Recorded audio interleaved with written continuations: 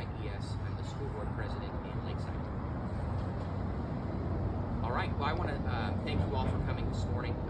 We are a group, a coalition of local school board members and community leaders who are here to fight back against the state of Sacramento, state of California rules regarding parental notification. We're here because we want to encourage all local school districts to join our coalition to enact a Parent Bill of Rights and enact policies that allow for parents to be notified regarding their child's education. And we're here because we want to make sure that parents have access to really critical information. Sacramento has limited parents' access, and we're here to expand that access. Local school districts have the ability, with their rules, with their board policies, to establish appropriate parental notification regarding curriculum, regarding academic achievement, regarding health and well-being, mental health, bullying. School districts must empower parents to be a part of the process. And with me today, I have Priscilla Schreiber. She is a board member for Literacy First Charter School. I have Anthony Carnevale, a board member from Cajon Valley School District. I am a school board president here in Lakeside. We have Chrissy McCullough, who is a parent advocate. And we have Dr. Gary Woods, who is a board member in Grossmont Union High School District. And we have Steve Roback, who is a member of the Lakeside community. And so a few of the things that I want to detail for you today of what the Parents' Bill of Rights talks about and what we want to encourage all districts to pursue. The first is to establish or reconvene parent advisory committees to review and make recommendations regarding parental notification, student privacy matters, selection and implementation of curriculum, and supplemental instructional materials. Two, we want to cease or modify the enforcement of administrative regulation 5145.3 due to recent litigation in San Diego County that indicates that this regulation violates FERPA rights for parents. We want to ensure parents are notified and aware of the opportunity to object to instructional materials related to the California Healthy Youth Act and the sex ed curriculum. We want to amend school district library policies to ensure that parents have the right to monitor and challenge non-curricular materials in the school library and the classroom. We want to require the districts to establish policy to notify parents if official or unofficial documents are changed with respect to academic achievement, gender, bullying, disruptive behaviors, suicidal intent, and require parental consent before a school socially transitions a child. We want to require the district to establish a policy to disclose a listing of learning materials and activities used for student instruction in the current school year, including but not limited to textbooks and other required reading materials. We want to protect children's opportunities, safety, and privacy by ensuring districts notify parents of their rights regarding school sports programs and facilities based on biological sex. And lastly, we want to protect the health of children by requiring parent and guardian written approval prior to the administration of any medications at school. This includes over-the-counter cold medicines, insulin, puberty blockers, cross-sex hormones, etc., and as well as prohibit the district from participating in the referral of minors for medical operation without parental notification. Those are the elements of our Parental Bill of Rights that we're going to be encouraging districts to adopt in their own form at their own districts. This is just the beginning of our coalition to fight for parents' access and parents' rights. And we really believe that parents deserve a greater say in their child's education, and that's why we're here today. And I want to bring up Chrissy, who is a parent advocate in El Cajon Valley, to speak to this issue.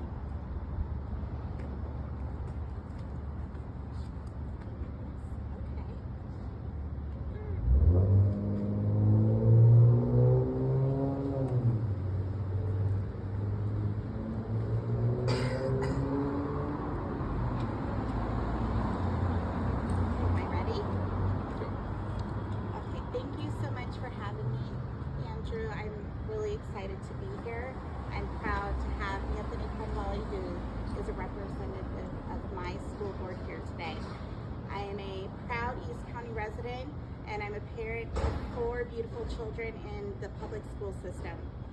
Right here in Cajon Valley, I live just minutes away from the Lakeside School District. This could easily be my home school, so I'm really happy to know that Lakeside, as well as Grossmont Unified children will be going also are on board with this.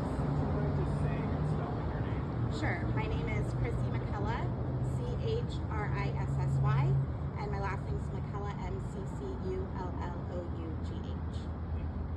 I would like to start off by telling you that motherhood has been the greatest achievement of my life. And starting out when you're pregnant and you have your baby shower, you go to your OB, you have lots of questions about what kind of mother you'll be, whether you'll bottle feed or breastfeed, baby wear or put your baby in a stroller, how long you'll keep them in a car seat, and all of these things that you worry about. And most of the time, your peers and your former parents and all of these people will tell you, your pediatrician, that don't worry, mother knows best. You'll know what's right for your child when you're feeding. You'll know what's right when they're sick.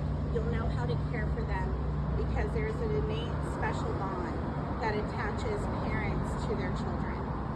And unfortunately, Sacramento is trying to take that away. And when we see, even in our schools, when we send our children to kindergarten, you'll get a little questionnaire that asks, what is it like for your child at home? Are they struggling? How can I help? And the kindergarten teacher will politely respond, we need your help because mother knows best. And when we go on and a child needs an IEP, they'll start a student support team at school that includes administrators, counselors, teachers, but most importantly, they'll say it's the parent that has the ultimate decision in how they will implement the curriculum for their child and the strategies that will be used. And the reason is because they'll say, you know your child best. When we've had parent advisory committees, SSC, LCAP, they will thank parents for being there because they say, you know your kids best, you know the community the best. And we are here to help facilitate the needs of your children that you know best. Never in my years of working for school districts or being a mother has anybody said, don't worry about it. The government knows your child best. And I think when we're sitting here today and we're putting in policies and procedures and hopefully a resolution that says we respect and acknowledge the parent's right to parent their child, this should not be controversial. This should not be this nightmare from some George Orwell novel that is bringing down from Sacramento these stipulations that silence the parent voice. When we take out parents' voices and we take out the people that know their children the best, we are left with educators who don't know how to teach for the minute, small little things that our children need to build the best classroom communities. We will take away the voices that can improve curriculum that best suits our children for free and appropriate education. So as Andrew said, I encourage all districts to also be a part of this movement to reinstating and reaffirming the rights that parents naturally have to parent their children and not the government. Thank you very much.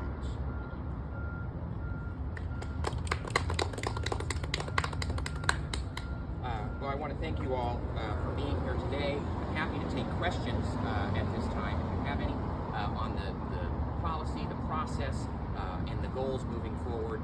But know this, that all of us are committed to moving this ball forward for parents and advocating for expanded access for our parents to ensure that they can provide a quality education for their kids, and that districts can do the same thing, because that's our job, is to provide a quality education to our kids, and we want to make sure they're successful, and kids are successful when parents are involved, and that's the idea and spirit behind this movement. And all the districts that have joined me today, there are others who are on board that couldn't make it today from Rancho Santa Fe and Ramona, but we are continuing to reach out to other districts to ask for their support and encourage everyone to ask questions if you have any. I'm happy to take them if you do. Otherwise, we're done. So do you have to get a bill going in the Senate and So in order to do this parent bill of rights that we're talking about, each district can approve these policies I laid out. So each district can set a board policy or amend existing board policies to district will need a majority vote on their board, so I fully intend to bring this to my district. I know that other folks will bring it to their district, and the hope is that these boards approve it and make it formal policy, and that's the goal here. Do you think in your district you could get a majority vote? I would hope that my colleagues would support this effort to give access to parents, and I believe we can, but it'll all come down to who shows up and who wants to vote. And when could that happen? It could happen as soon as the December board meeting. And so what kind of authority would this really have? Because there are other school districts that have tried to do this, other boards that have tried to do this, and the state is fighting back, and there are lawsuits involved. Well, I would say this, that the state, what we're talking about, the state has not yet opined on, and the state has not yet said that the parental notification things that everybody is talking about in other districts, yes, there are injunctions, but there are other aspects of those same policies that have not been injunctions put on them. And we're looking to pursue all options to get access to parents. And frankly, the state's wrong. And we need to push back when there's wrong policy. And parents, I think, agree with that. We need to ask those questions. And if the courts ultimately have to decide, so be it. But it's our job to advocate for parents. It's our job to make sure that they get due justice. Have you guys heard from your superintendents? I've had conversations with my superintendent. I know that they've had, other board members have had similar conversations. Are you here? I think the big question is, what policies do we want to amend that are in our existing policies? And each one has a number that goes with what we're talking about. And so it's a matter of, do the policies already reflect what we're talking about, which in many cases they do not, meaning they need to be amended so they can be enhanced to expand parental rights. The second component is, they say, well, what about legal? My thing on legal is, it's our duty to ask questions as elected leaders. The school board members here are elected. It's our job to ask these questions. And if it goes to the courts can adjudicate it. But it's our job.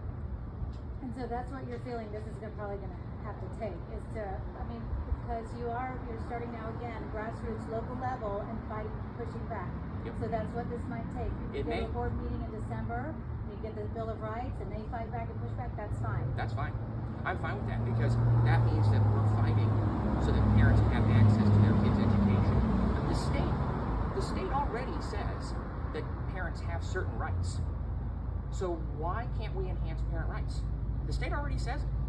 Heck, Governor Newsom said it. So if Governor Newsom says that parents have rights, I agree. They have rights and we should enhance them. So let's see what he has to say, if anything, on those items. Are any of the other people behind you there that belong to the other school boards, are you going to bring this up at your next meetings, or what's going on with your district? Which one are we starting with? I just want to say, My microphone's up there. I just want to add that this is about our teachers also being denied the partnership and the relationship with our parents to justly share any concerns that they may have that the students brought forward. So this is a huge issue for that partnership to go forward. In my charter school, we don't have near the problems that I see across the board in the regular traditional schools.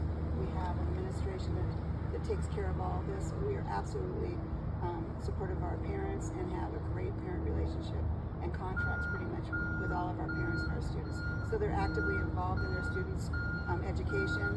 There's no pushback from our district, and quite frankly, the state doesn't impede anything that we do in my charter school district. And can I add to that the commitment that was made by the school board members who've joined this coalition is they will bring this forward at their board meetings. So, and they will bring these initiatives to the forefront. So that's the commitment that's been made by those who've joined the coalition so far. And so I hope that answers that. Do you think you'll get more support? You guys on your different school boards, do you feel like your other board members will support this? I feel that that's absolutely going to be the case. These kinds of movements emerged for parents' rights during COVID, and we had over 45 school board members in a coalition for local control that I created at that time.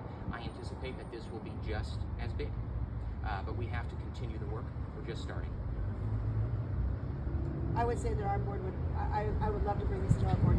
Even though we do what we do already, I think this is impactful that we can start the process at our board level, and hopefully it'll springboard to all of the other school districts, at least in East County and further on. So, Excellent. Well, I will be available as well, and Chrissy is going to be available as well.